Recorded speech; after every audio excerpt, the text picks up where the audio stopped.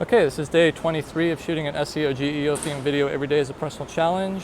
As you can tell, I'm not in Central Park today. I'm out on the street, so there's people walking by, which makes it all the more fun. Today's topic is going to be listicles. So what got me interested in this topic was I looked at a 2007 article from Search Engine Journal talking about link bait, and it talked about some spammy tactics that link bait was using.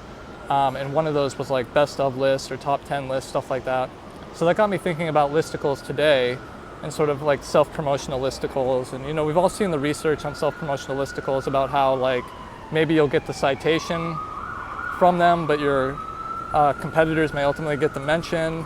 We've also seen like the adaptation to like fan out queries in ChatGPT, how it's doing more like site colon searches or official searches to try and reduce the amount of spammy content that it's ingesting.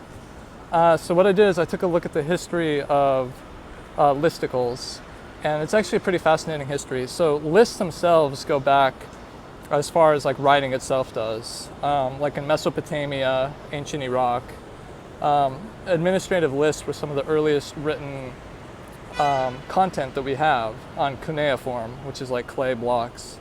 In 1592, someone named Nash wrote a pamphlet which was like types of drunkards, like 8 types of drunkards.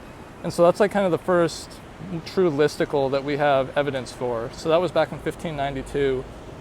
And then in the 1800s, we have viral lists. So lists that actually got created and then got like distributed in other publications. So one of them was called The Fate of the Apostles, another one was called Age of Animals. But just sort of interesting that the viral lists existed in the 1800s.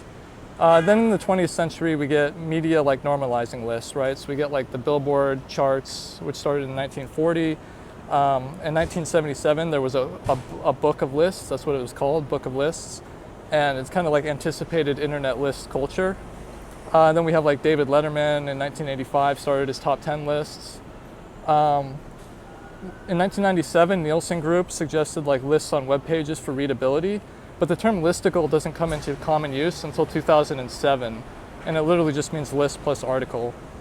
So initial listicles were like BuzzFeed was doing this, but it was mainly for social media. These lists were like easy to consume and easy to share.